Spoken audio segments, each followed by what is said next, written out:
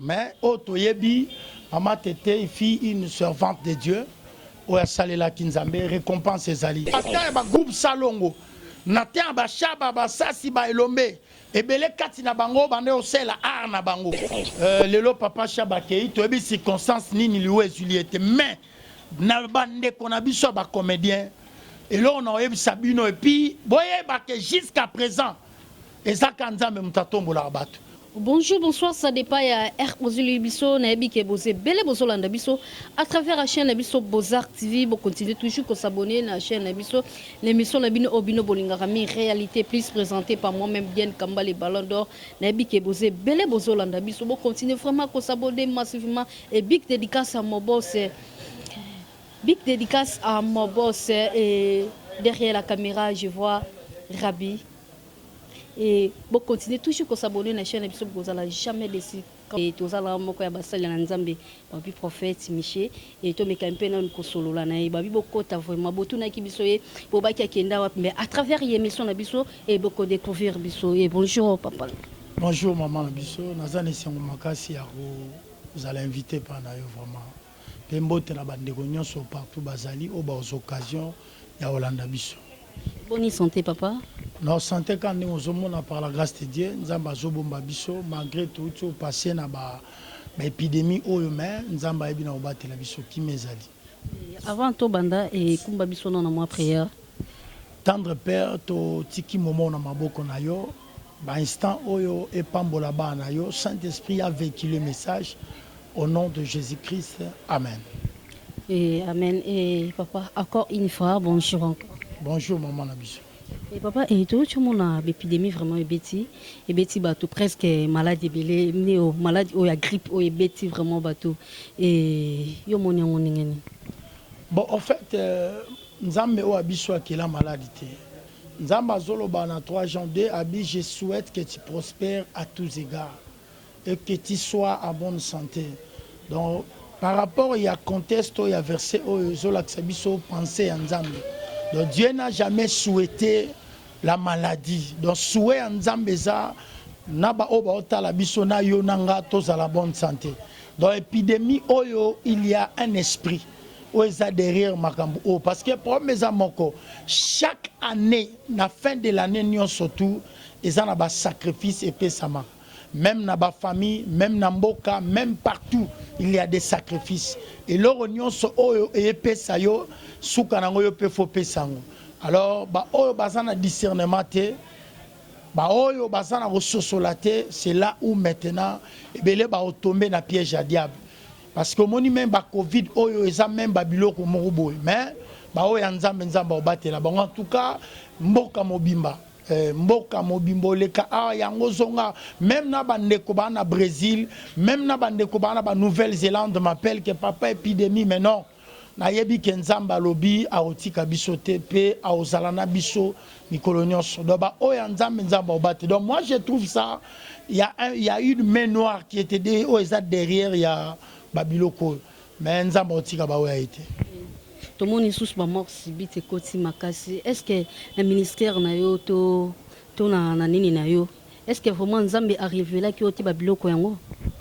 Bon en fait même Nathan ya Eli Nzamba ibisa ki Eli moko elo moko et il se sentait seul mais Nzamba ibisi il y a encore 7000 prophètes.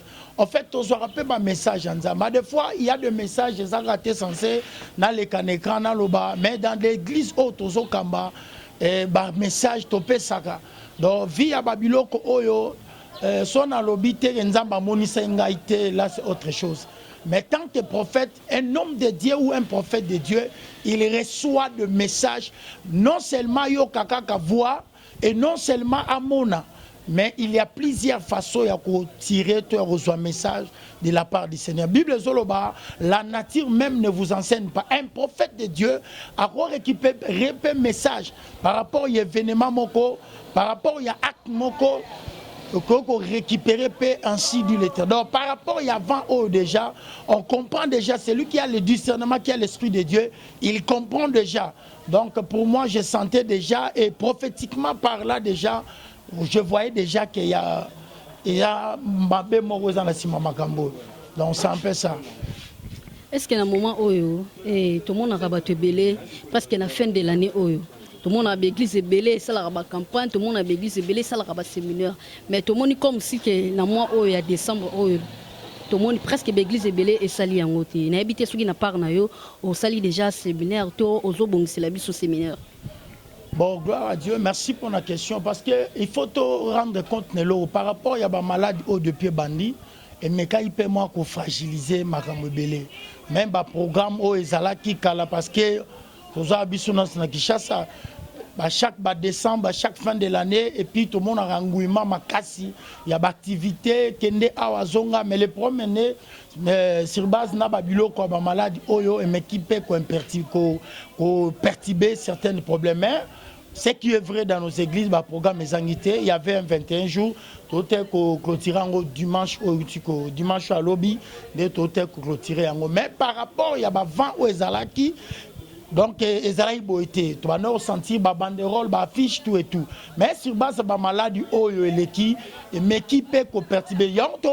Derrière maladie oyo, il y a une main noire. Malgré c'est la prophétie, Bibelobi mabe koya babi, l'occasion est permis, mais malheur au scandale. Ça dit l'occasion est permis. C'est déjà écrit dans les derniers temps, il y aura toutes ces choses. Bon, pour moi, je peux dire ce n'est que des signes de temps. Mais banani va provoquer donc pour dire que derrière ces maladies parce que bangouima ou ezalaka et salamité mais nous on a eu le temps de préparer l'église pour c'est tout à fait normal pour tout kende année à Sika nous devons préparer le peuple de Dieu année au Sika oyo baso kende côté donc biso dimanche au le cas de tout ko clôturer 21 jours toi ina ezana sermo boya bisenga ina tuna yo prophète abi ebele ya basala nzambe ebele balikaka na ba chaîne na biso oyo omona baleki na chaîne bapesi mateya ebele ya mama moko abengai nga pardon ya bisingai biso koto na Paris tolembi na biso kosambela parce que nalandaki pasteur moko boye prophète moko boye alekaki na TV na bengi ye ya bisingai ke non avant na sambelela yo tindela ngai 500 euros nazwi pe 500 euros na nga na tindi. Après na benga prophète ya mbara lisusu te a bloqué ngai na changer numéro na bengi na numéro mususu na moni ayambi akati a bloqué ngai sur na numéro wana et ça la kana ndengeni. Merci pour la question. Moni maman, l'œuvre que tu as les amusa na bisoté amusala nzam. Et si nous sommes serviteurs c'est par rapport à ba brebis.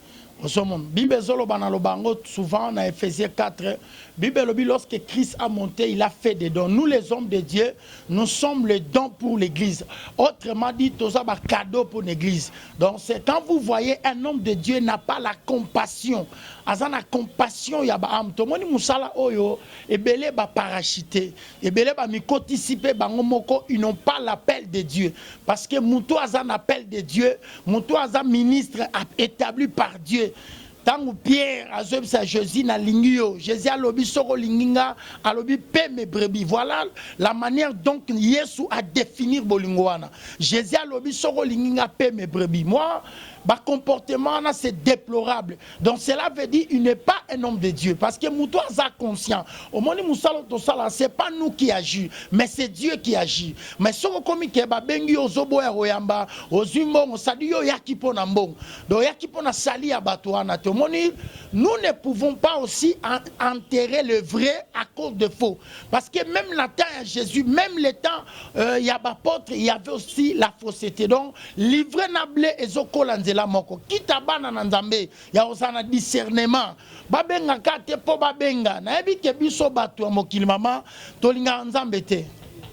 Nous aimons pas Dieu. Nous les hommes aiment que la solution. Donc, ce que les gens cherchent, ce n'est que la solution. Mais, par comportement, question sur base à question sur tout nanga, et ça, ma question, moi, c'est déplorable. Donc, cela veut dire, ce qu'on coûte à la bilo quoi bongo. Donc, sa victime, il y a babilo quoi bongo. Donc, cela veut dire, cet homme de Dieu là, il n'est pas un homme de Dieu. Parce que Mouto a Benjamin Nzambe, il doit avoir ces compassions-là. Donc, face à un souci à ma fidèle. Parce que y a un des amoussa, tozo foutama par rapport à bangote, mais tozo foutama par rapport à moussa lo tozo rendre bango. Ba bengi biso ba umbu Nzambe. Donc, ba serviteur de Dieu. Donc, ce qui te n'a différence c'est à cause de bango. Alors, je dois bien remplir mon travail.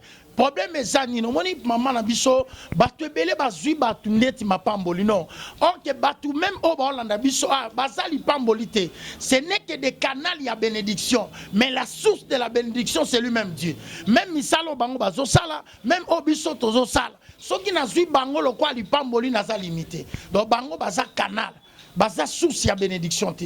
Donc je dois bien remplir mon travail, mon ministère. Donc c'est un peu ça. Et ça va comportement mon maman toujours déplorer, peut bandaka ko dénoncer en haut. Donc et là on enseigne en bas en Zambé avoir le discernement. Faut bien te po à lobby malamu to yoki témoignage mais ça le discernement et puis ça l'a convaincu par le Saint-Esprit que na benga to na bengate. Donc c'est un peu ça. Et voilà, et prophète, et belé paye à Batoum sous Wabike, balemi la bombe rambo sambila parce que Bakambe comme belé, bestre comme belé, en plus bino basal en zambele, bolembi si bango. Moussous qui a monique pour à une église, moi néo, moi ngana qui est une église zate la fois n'angana parce que basal en zambe bino de mutu bolembi si bango. Bon, moni maman ko fa nanda ou la solution parce que Bible le Bible, la foi vient de ce qu'on attend. Et ce qu'on attend vient de la parole. Ce qui nous fait croître, c'est la parole de Dieu. D'abord, nous avons dans l'église pour célébrer un colo. Parce que lorsque nous écoutons la parole de Dieu, ils ont permettre parce que ils ont permettre de cola. Ils ont héritage bâti la enfanté. L'héritage est pour le fils. Alors raison pour laquelle nous sommes appelés à croître. Donc ça dit tous soit connaissance parce que diable tu ne peux pas combattre le diable ton ennemi sans pourtant le connaître. Donc au fond on a que solution te. Au concours t'en a peine à mutu moko ya mabe. Mosali moko oyo abebisi yoka mutema kaka po otike donc le diable aussi peut l'utiliser. Maman, le diable ne combat pas le mariage, le diable ne combat pas l'argent, mais le diable combat la foi d'une personne. Ça dit, le diable a bounisaka condiment. Yes, Pierre a le diable t'a réclamé toute la nuit. Abi pour te faire cribler comme le froment. Alors j'ai prié pour toi pour que ta foi ne se défaille pas. Combien on soit bakenda sous prière. Est-ce que quelqu'un de prière là, maman et le liboso pour répondre à la question nayo et le liboso satana salaka alongolaka mutu na présence ensemble.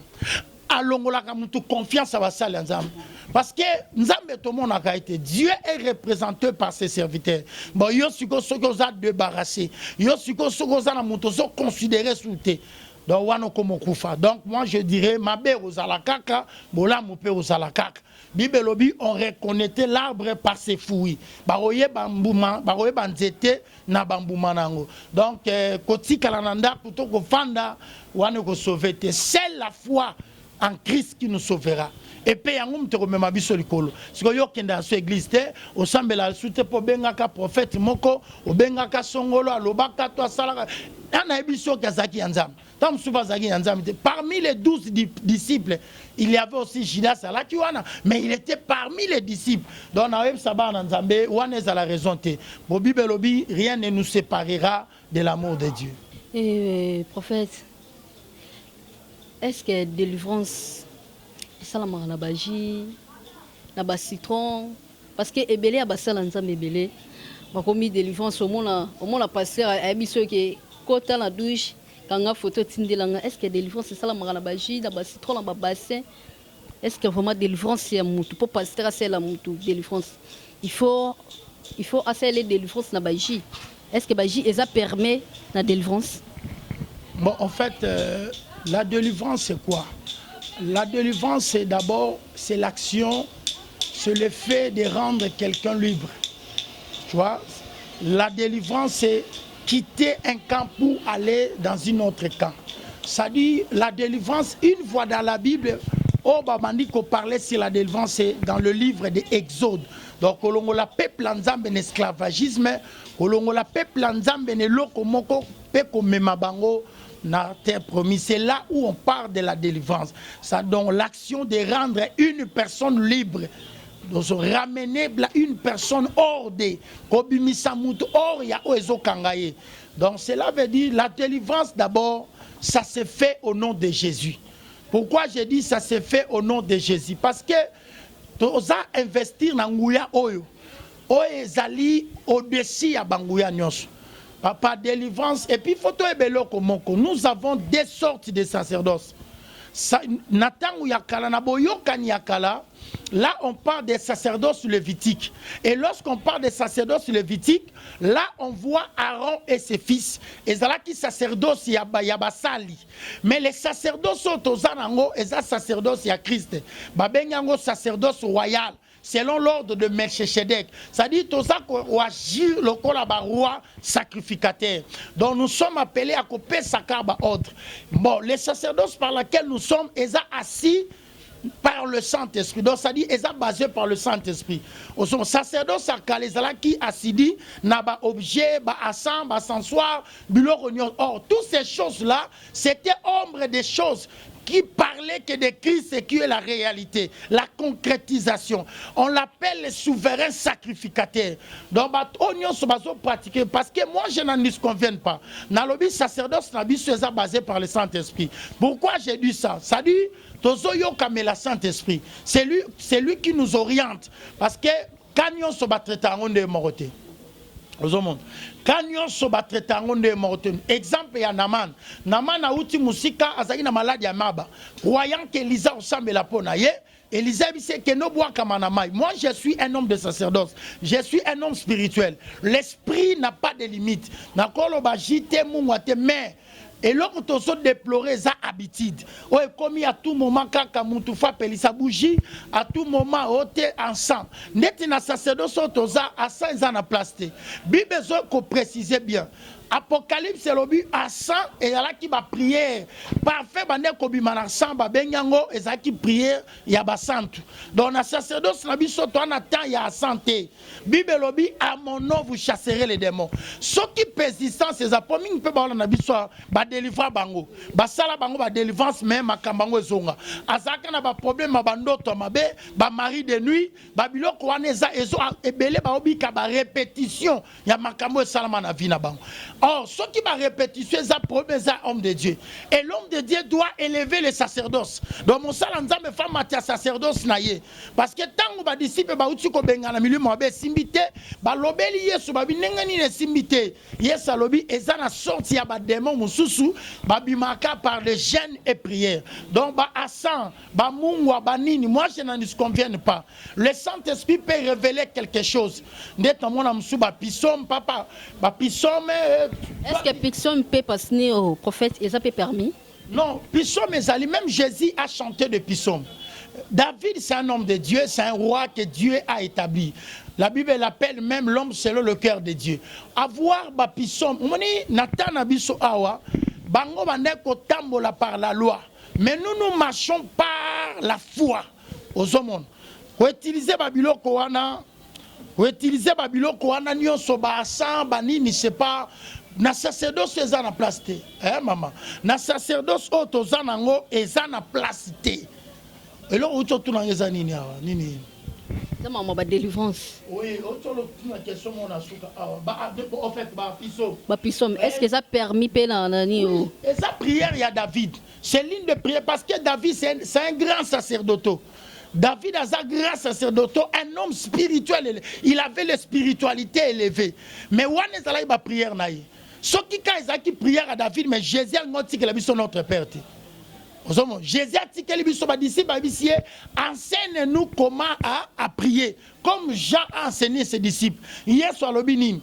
Bolo babo tata na biso ali na likolo. Pourquoi le ba ite bossa la pisom? Ça dit wana zala ki ba prière ya David na ba circonstance ya ba problème na ye, ya ngo adressa ki ba prière na ye. Et alors quoi biso ba ne to zanga ko s'accrocher na ba prière na ota.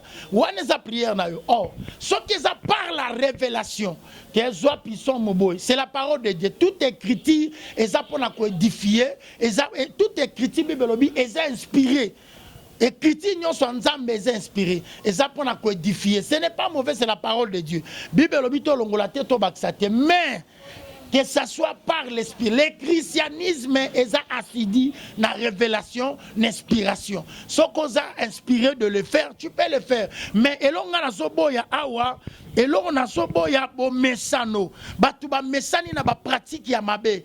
Batu bele bazana ba kabal juif, ba bomba mi na kati ba pisom. Et bien, dans des cabales juifs. Lorsqu'on parle de cabales, donc, tout le monde a fausseté. Il y a un moment où il bougie. Non, Bible lobby, tout ce que vous demanderez en priant. La Bible dit tout ce que vous demanderez en priant. Bible lobby, on stoko sambela. Nzamba oyo kabiso.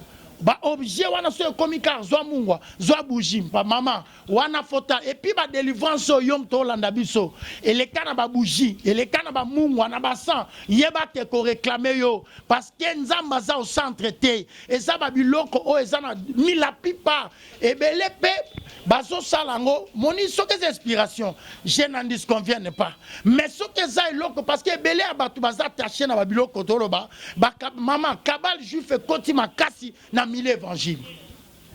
Kabal juif et koti makasi. Au monde est dernièrement, nalaki na luzizi la na osambela. Maman moko to na kamo tando prier. Abina nga papa yebisa bango kuna. Bazwa asan, bazwa matoko la tomsona tumba abando sala ba pisom.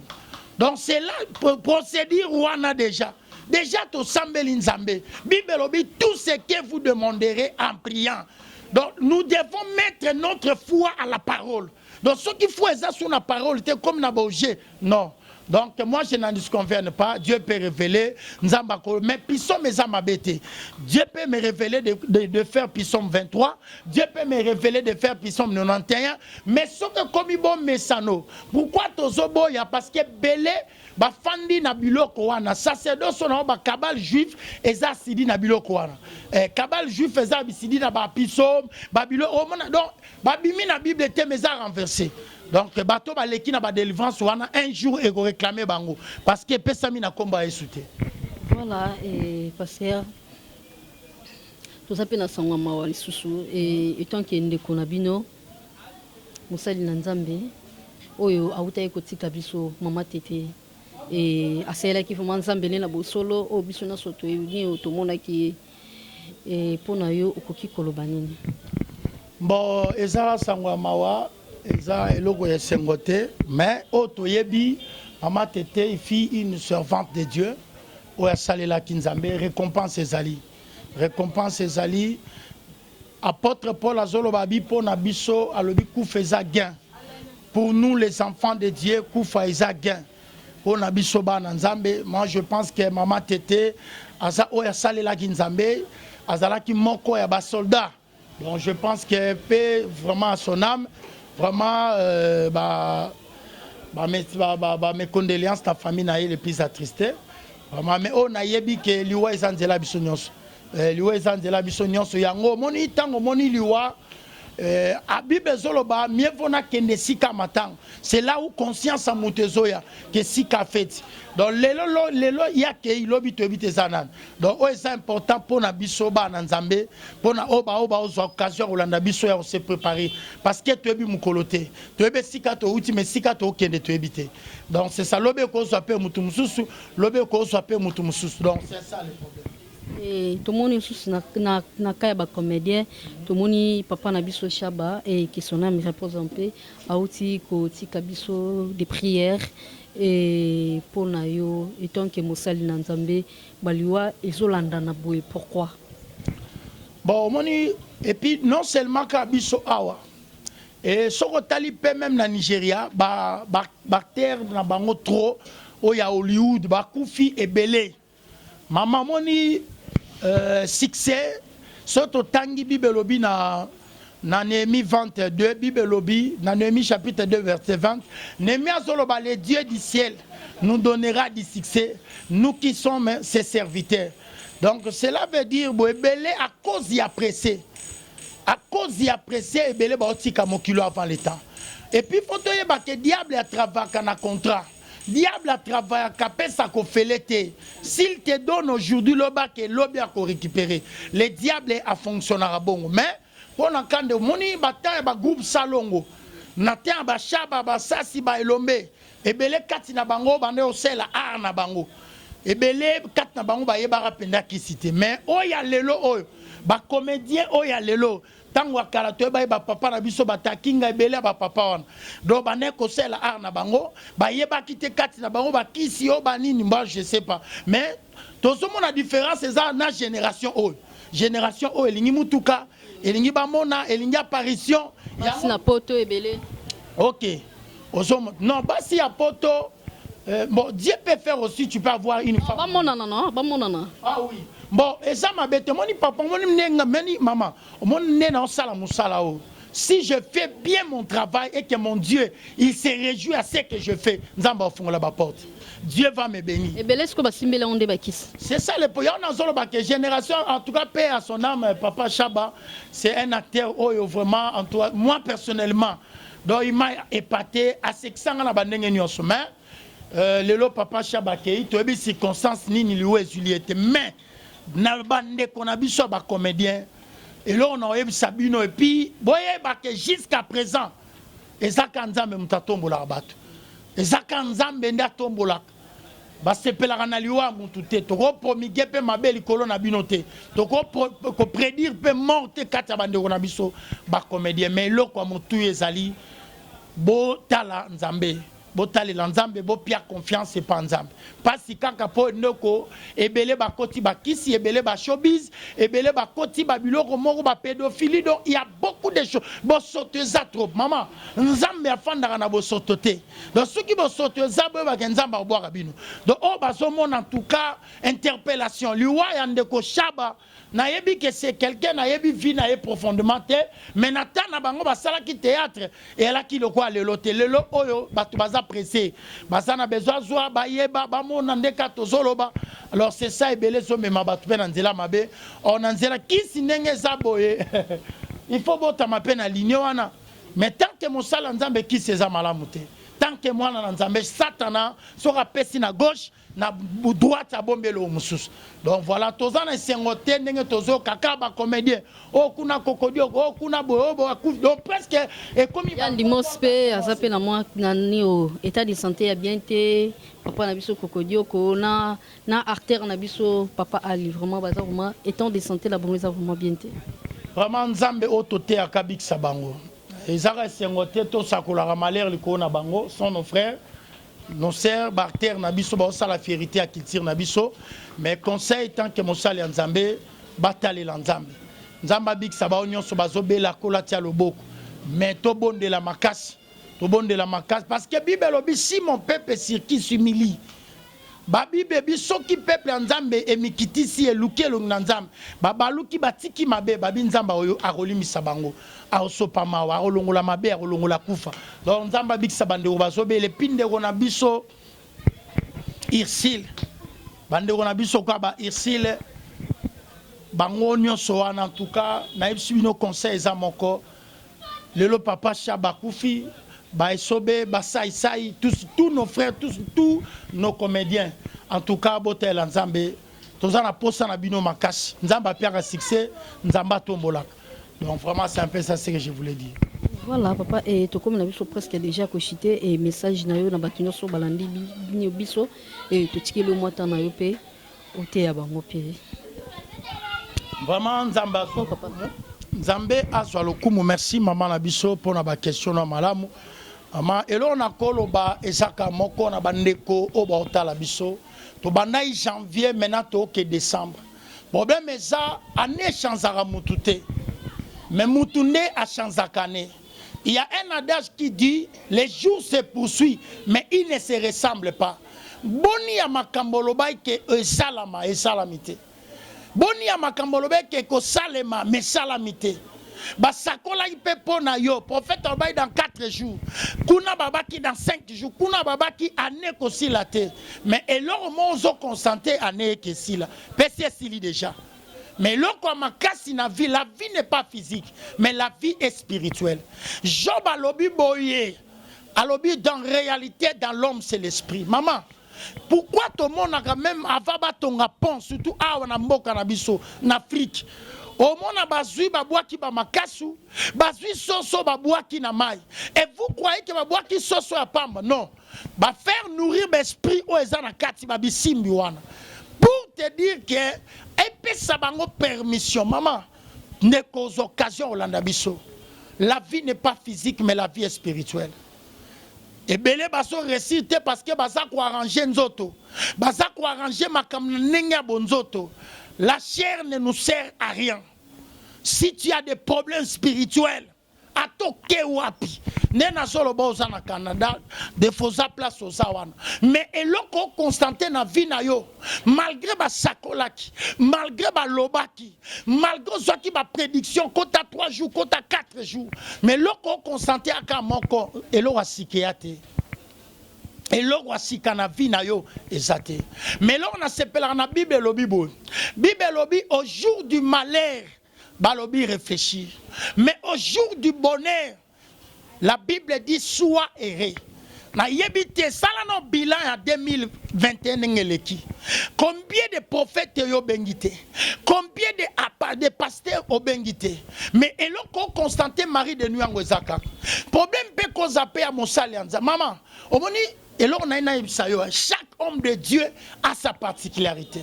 Mosali Nzambe nyonso to na particularité na ye. Mutu muso na grâce à délivrance te makoti kaka.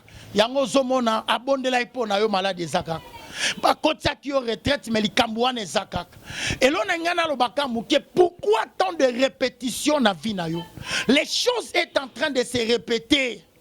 Maman sokomoni ba répétition na vie na yo. Ton papa, cela veut dire il y a des problèmes spirituels. Et un moutoumoko, ope makambebane se répéter dans la vie. Pourquoi les choses se répètent dans ta vie, même dans la famille nabino? Olotaka même notoana. Quand likamwe comme la qui sert no yango pe comme lio, likamwe comme la qui grand frère yango pe aussi bien dans la famille. Tala, vérifiez bien bandoto na yo. Pour comprendre que vie na yo ça manipulé quelque part tala bandoto zoloto. Remarquez bandoto ate kezo zonga. Et ya ba msuba lota azoli na butu, bazolanda ye, asa et pas na bango si alongwa kala, masapa na bango, il y a des gens qui fait des songes abo sana déjà mobali wana bimana ye, mais à chaque fois na bandoto mobali wana zonga. Tala, les songes c'est tout un monde. Et après na msuba sa ba lota bandoto, mais koksamarate tala. Et ça, maman moko abenga bi papa. Nazolota bandoto moko. Bandoto anazolota na se trouve pas na biso na lemba. Mais lui il est en Afrique du Sud. Bandoto chaque jour a lota car azolamba na butu. Beaucoup de gens sont initiés dans la sorcellerie à cause ya bandoto. Donc nangaka na loba pourquoi ba répétition? Pourquoi les choses se répètent? Prophète Nino Bengite, maman. Ah, on a solo banaza spécialité. Mais le problème est ça, si vous êtes convaincu par le Saint-Esprit, mon salazali bosonayo, ce que vous êtes convaincu, parce que Tolemi, benga te. Mais ce que vous êtes convaincu par le Saint-Esprit, je ne connais pas ton problème, appelle-la. Il y a beaucoup de témoignages. Papa, déjà.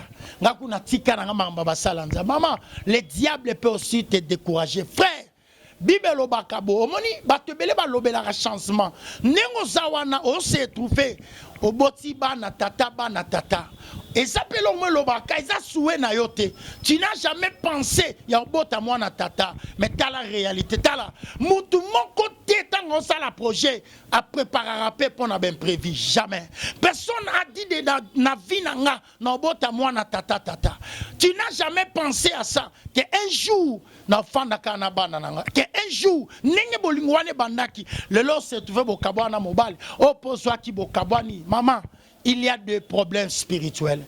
David va passer bilamba Saoul à Boaki. Alobi ça ne tient pas. C'est le temps de chercher la délivrance d'un sarabatu. Et ça kokwe ya kola mukate. Mais la délivrance c'est sa prise de conscience. Et pelé balobe la changement. Mais batu mkie baza cause. Nengo zam et ozoa ba numéro combien. Okoko mapobi na robenga mobengiti. Donc diable lingi yo kangola mate. Bible lobi boye. Mama soko kangola mite. Moyo jouir na sali onzamba moi je joue na totalité à sali ezate. Vraiment Nzambe a pambola biso. Alina sambe la paix na pesa numéro. L'homme de Dieu est là. Na biso que vous a convaincu par le Saint-Esprit, benga biso. Ce que vous a convaincu ne nous appelle pas. Na lingita ngozo benga oza la convaincu. Maman moko na auto sambe la peau na sali 20 ans hémorroïde. To sali kato koti prière 2 jours à pamba lobé logoté. Namonaka mutabenga bi papa fona témoigner. Il m'aura eu de 20 ans. Sera que ça la toilette makila. Mais aujourd'hui, le Dieu que nous servons l'a guéri. Na yebi problème na yote. Peut-être consulter tout le monde. Peut-être dossier na yo comme compliqué na ebité mukanda elo ni baloba pour ma mukanda pour ma libala je ne sais pas. Si vous avez des problèmes spirituels, à token États-Unis, dans le monde spirituel et souffrant un problème à distance, ou bien ngasi na kenda nabima déjà na famille tala. Monde spirituel et ça monde à corps et ça monde à contrat et ça monde y a contrat, y a corps, y a alliance. Na yebité qui était ton père, qui était ta mère. C'est le temps de chercher la délivrance, de prendre conscience, d'appeler les hommes de Dieu. Il y a beaucoup des hommes de Dieu, mais il faut savoir. Chaque médecin a sa particularité. Nenge pe biso toza. Kolo na sambeli ba ndeko nyonso bozo occasion Olanda biso. Na ebi ke toza na fin de l'année. E bele pe ba olela bazana Allemagne menga za na Congo. Azana France menga za na Afrique. Azana Hollande menga za na kakao. Kolo manoli kolo na bango. Au nom de Jésus. Bikisa réveillez Kangola au nom de Jésus. Mon numéro c'est ça. Les alliés plus de ça, 43 89 66 91 613 pour la meilleure édition. 89 66 91 613. Donc, Soro Bengi prophète, Soro Zak convaincu par le Saint-Esprit. En tout cas, Toro Sungo na prière, Nzambe Apambola Biso. Voilà, et merci. Et to commune biso na souke émission na biso et merci na batunyo so balanda ki biso et merci na Florence qui sala depuis États-Unis et merci na Émilie qui sala depuis Grèce et merci na Rabi Makanga depuis Allemagne, Obala Laetitia et merci na Lévi Kauka, merci na Rachel Ilume, merci na Gaël et merci na batuto balanda ki biso. Bon continuez toujours à s'abonner na chaîne biso, bon jamais déçu et quand on mange je dis bye bye.